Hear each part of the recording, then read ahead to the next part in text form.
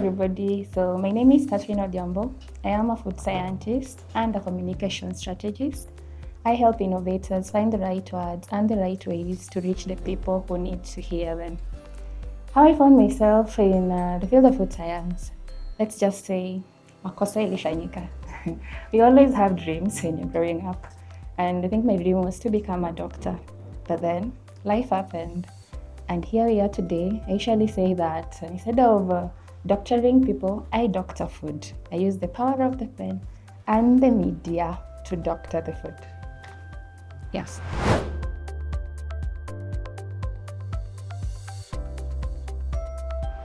TechPalate Insights, that's my baby. It's like my first one. So it started as a newsletter, and it started when I used to work as an editor, specifically for Food Safety Africa magazine. And every time I would write about innovations, my eyes would just light up, and I want to share it with my destiny. At that time I had a destinator design, and I was like, have you ever heard of this? So I said, how many more people out there don't know about this? So let me start a newsletter where I can spotlight these things. And then I now realized another thing, that there is a disconnect between these technical solutions and now the people who need them most. These are people like regulators, the industry themselves, and even the consumers. So why now not start something that can teach them how to communicate about their innovations and even now make use of things like data?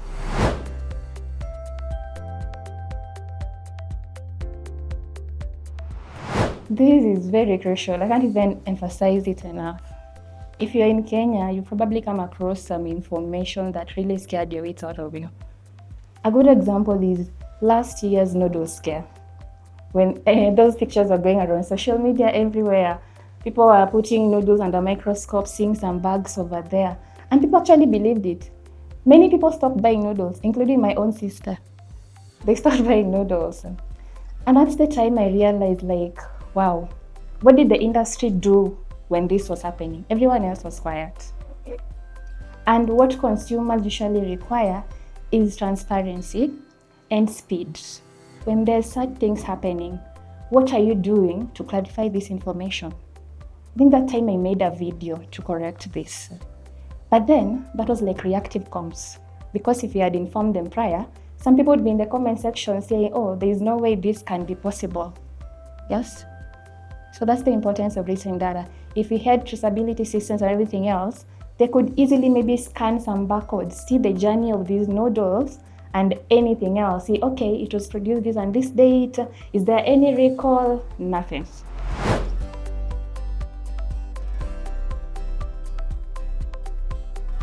Traceability.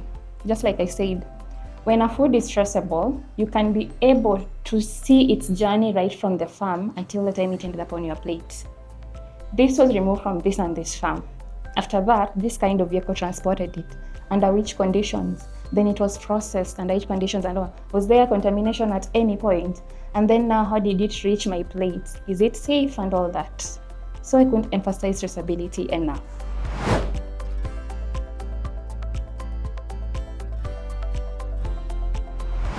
The first change I would like to see is enforcement. In Africa, and Kenya specifically, we have so many policies. I don't know if there is any other country that has as many policies as we do here in Kenya. So if we could enforce what we already have, that would really be great. And then also, our data systems. When you look at many reports, it's usually about data gaps due to insufficient data. What's stopping us from collecting our own data? And not just collecting and storing them, using them. Yes? And I also mentioned traceability. I'll still mention traceability here too. We need to work on our traceability systems. It's still upcoming, even in other countries. In the West, definitely it's already there. And even recently, now the FDA is issuing the FSMA 204, that is the traceability law. It's going to require that now, if you're going to export your stuff to the US, you will already need to have a traceability system. So what will we do if we don't have them in place? Will this mean that the markets of the outside close to us or what?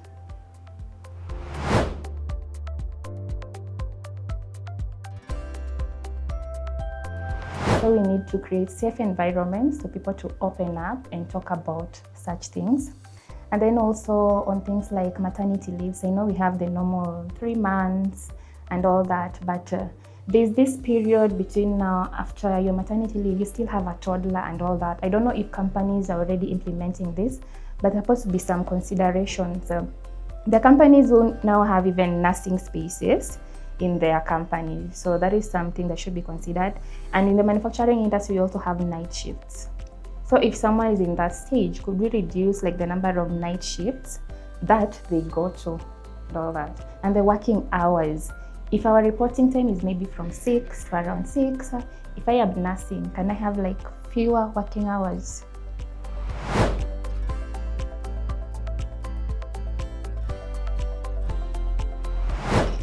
So last year I wrote a book. It's called Ready, Set, Launch, Your Food Science Career Begins Now. It's something I wish I had when I was starting my career journey, because you see, we usually walk into this industry blind. You don't know what to expected of you, so you just got there. And I said, oh, why not try something to guide the new graduates? So if I were a new graduate now entering the field, my first 90 days, I would work on developing my emotional intelligence and observation. In the first 90 days, you're not going to try now to prove your worth or your skills. Yes? You are going to observe. Ask as many questions as you can. What technical systems are in place? Communicate. Develop your communication skills across these cross-functional teams. And then learn to accept correction without now shutting down. That's what I would tell them.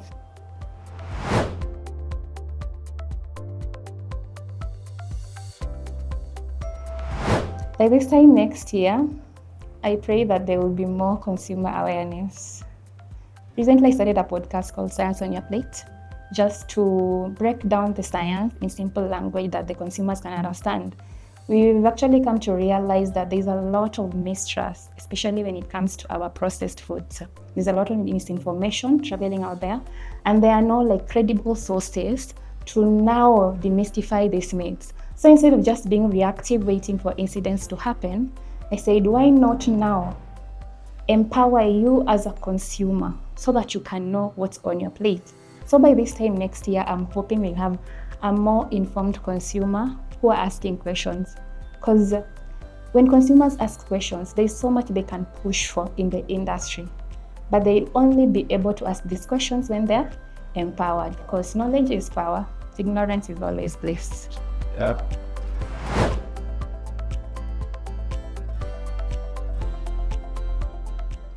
And the fastest way to get there is thinking about food safety as everyone's responsibility.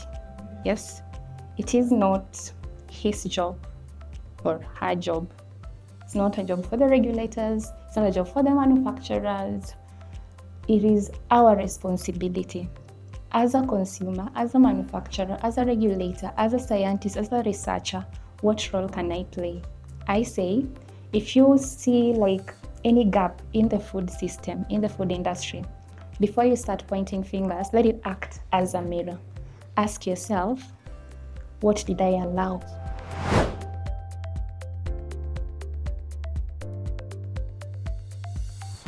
Most of the time we have to consider our African realities, because we find ourselves just copy-pasting what's happening in the West without considering this. We still have inconsistent documentation. We have logistic issues, power struggles, and all those things. So when you talk about technology, how can you now make them work for these SMEs? Because when you think of AI, we're just thinking of things like blockchain and all that. But there's something we call progressive digitalization. You can't just jump from doing things manually and then you're into blockchain. These things are very expensive, yes, but you should be able to question your systems. Are my operations ready for this? Because technology is not a magic wand that you'll wave and then everything will come and be in order. It will actually expose these inefficiencies even faster. So you can start with something as simple as just moving from paper documentation to digital documentation. You can start from digital temperature monitoring, yes? Even tracking your inventory, such things, and then slowly by slowly, you'll upscale now depending on your capacity, on your budget, and your realities.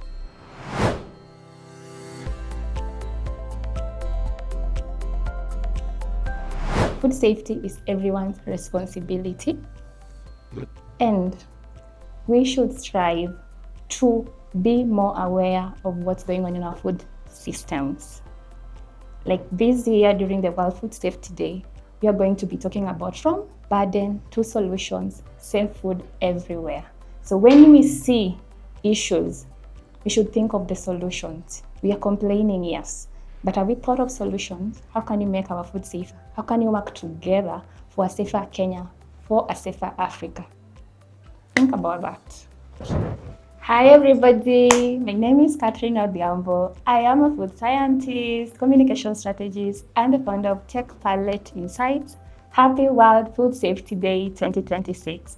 Remember, food safety is everyone's responsibilities, and this year we are talking about from burdens to solutions, safe food everywhere.